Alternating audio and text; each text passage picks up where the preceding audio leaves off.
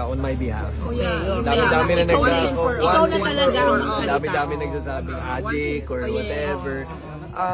Una sa lahat, I think it's unfair para sabihin sa isang tao kung sino sila. Una sa lahat, I don't do drugs. Pangalawa, I've stopped alcohol for the past 6 years. Alcoholic ho ako noon. And yes, kaya ho ako 235 pounds. Hindi ho healthy yun.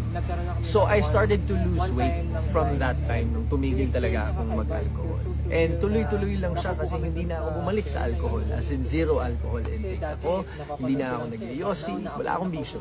So, ngayon na I am 41 years old and I am 148 pounds, I'm healthy. I feel good.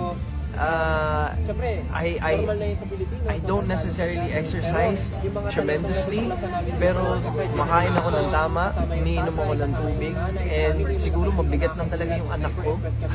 Nakakapagod din paminsan-minsan kasi saluhan kami mag-asawa. So, I'm not sick. So wala tong diet? No. Nag-ano ako before, nag-IF, nag-intermittent fasting ako before, nag-keto diet ako before, kasi 200 plus pounds ako. So, ngayon, no, I'm super healthy.